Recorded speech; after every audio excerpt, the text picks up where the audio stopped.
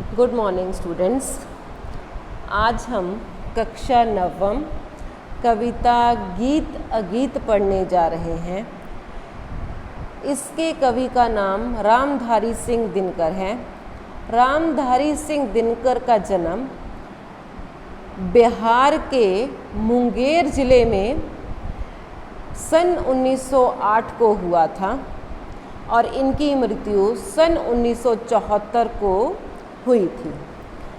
गीत अगीत कविता के माध्यम से कवि प्रश्न पूछते हैं कि गीत और अगीत में कौन सुंदर है। गाकर गीत विरह के तटनी बेगवती बहती जाती, दिल हल्का कर लेने को उपलों से कुछ कहती जाती। तटनी किसे कहा गया है? नदी को, क्योंकि यह दो किनारे, तट किनारा दो किनारों के बीच में बहती है, जिस कारण नदी को यहाँ पे तटनी की संज्ञा दी गई है। बेगवती बहुत तेज बहाव के साथ या गति के साथ। यहाँ पे कवि कह रहे हैं कि जो नदी है वो बहुत तेज बहाव के साथ या गति के साथ बहती जाती है। और नेक्स्ट है, दिल हल्का कर लेने को उपलों से कुछ कहती जाती है। उपले होता है बच्चे किनारे। फिर वे अपनी मधुर आवाज़ में अपना मन हल्का करने के कारण किनारों से कुछ न कुछ बातें करती हुई आगे बढ़ती है। तट पर एक गुलाब सोचता, देते स्वर यदि मुझे विधाता। विधाता परमात्मा, स्वर आवाज। और उसी तट पर एक गुलाब का पौधा है और वे क्या सोच रहा है खड़े खड़े कि अगर परमात्मा मुझे भी आवाज़ देते, अपने पतझड़ के सपनों का मैं भी जग को गीत सुनाता।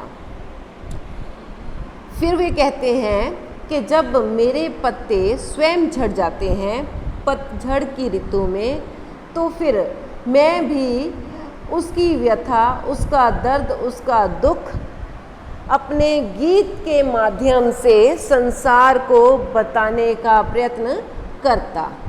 गा गा कर वह रही निर्झरी।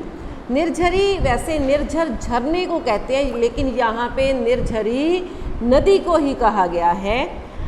पाटल मूक खड़ा तट पर, पाटल गुलाब, ठीक है। पाटल किसको कहा गया है? गुलाब को।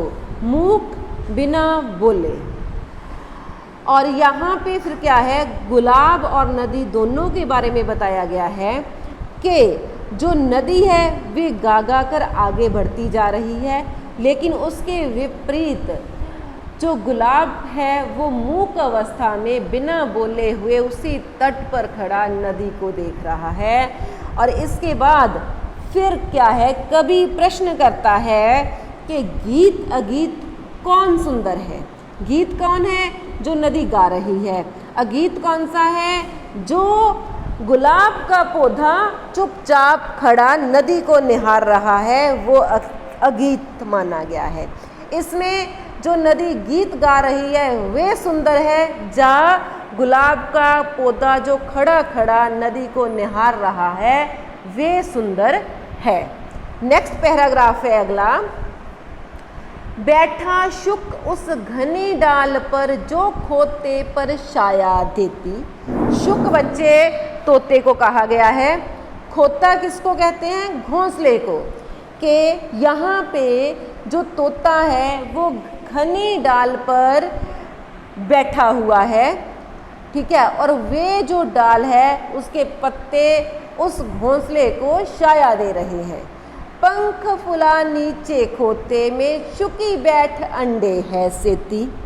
फिर उसके सामने उस घोंसले के बीच में मादा तोता, ठीक है, वे क्या करती है? अपने पंख फैलाकर अपने जो घोंसले के अंदर बच्चे हैं उनको सेध दे रही है। ठीक है, क्योंकि जब शुकी अंडे देते हैं बच्चे, उसको घोंसले के अंदर गर्माहट पैदा करने की ज़रूरत होती है, और उस गर्माहट के लिए जो मादा तोता है वे अपने पंख फैलाकर उन अंडों के ऊपर बैठी रहती है ताकि उनके बच्चे जो सुरक्षित रूप से बाहर आ सके। लेकिन यहाँ पे शुक क्या है, उस टहनी पर बैठकर उस घोंसले को निहार रहा है। गाता शुक जब किरण बसंती, श्रुति अंग पर्ण सेशन कर। फिर क्या है, उस समय जो तोता है, नर तोता, वे उस बसंत के मौसम में गीत गा रहा है, और उसकी मधुर आवाज़ है जो वे मादा तोता के अंग अंग को छू रही है। मीन्स उसके पर्ण है जो पंखों में से निकलकर उसके शरीर को टच कर रही है, उसकी आवाज़ है जो। किंतु शुकी के गीत उमड़कर रह जाते स्नेह में सनकर।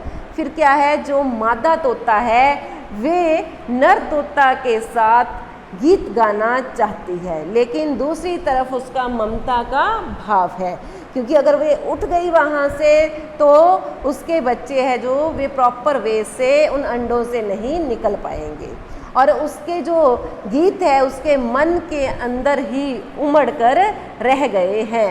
ठीक है, गूंज रहा शुक का स्वर वन में, फूला मग्न शुकी का पर है।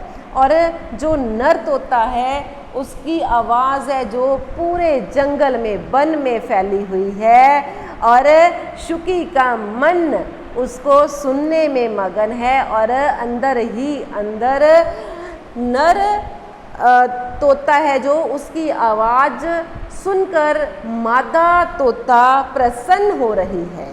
यहाँ पे फिर कवि ने प्रश्न किया है कि जो नर तोता गीत गा रहा है, जो मादा तोता गीत सुन रही है, सुनकर मौन धारण किया हुआ है, उन दोनों में से गीत सुंदर है या अगीत सुंदर है।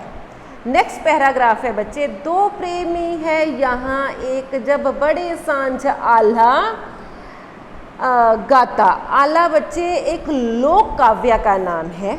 ठीक है, दो प्रेमी है यहाँ, मतलब उस जगह दो प्रेमी हैं, उस गांव के अंदर दो प्रेमी हैं, और उनमें से जब एक प्रेमी शाम के समय को आल्हा गाता है मधुर स्वर में, पहला स्वर उसकी राधा को, राधा कौन है, उसकी प्रेमिका, जब वो गाना शुरू करता है तब उसका जो पहला स्वर निकलता है तो वे उसकी प्रेमिका को घर से जहाँ खींच लाता, जहाँ पे वो खड़े होके गीत गा रहा है, उसकी प्रेमिका उसका स्वर सुनते ही उसी जगह पर दौड़ी आती है। चोरी चोरी खड़ी नीम की छाया में छिप कर सुनती है। फिर वो एक पेड़ की आड़ ले लेती है। कौन सा पेड़ है, नीम का पेड़, और उसकी आड़ लेकर वे चोरी चोरी वहाँ खड़ी होकर, उसकी छाया में खड़ी होकर उस गीत को सुनती रहती है। हुई न क्यों मैं कड़ी गीत की, विधना जो मन में गुनती। विधना होता है विधाता, जा भाग्य। ठीक है, फिर वो चाहती है कि जब मेरा प्रेमी गीत गा रहा है तो मैं भी उस गीत में अपना योगदान दे सकूं, अर्थात उसके साथ मैं मिलकर उस गीत को पूरा कर सकूं। लेकिन यह संभव नहीं है, क्योंकि उसके भाग्य में ऐसा कुछ नहीं है कि वे उसके साथ गीत गा ले, क्योंकि लोक लाज के भय से अगर वो उसके साथ मिलकर गीत गाती है तो लोग उनके प्रेम संबंध के बारे में तरह तरह की बातें करेंगे। वह गाता पर किसी वेग से फूल रहा, इसका अंतर है। प्रेमी गीत गा रहा है और उसकी गति उसके मन तक पहुंच रही है, उसकी आवाज़ प्रेमिका के मन तक पहुंच रही है। वो मन ही मन उस गीत को तो गुनगुना रही है, ठीक है, सुन रही है कि मेरा प्रेमी गीत गा रहा है, लेकिन वे उस गीत का हिस्सा नहीं बन सकती। वे अपने जो भाव है वो अपने मन के अंदर ही रख कर वहाँ खड़ी अपने प्रेमी का गीत सुन रही है।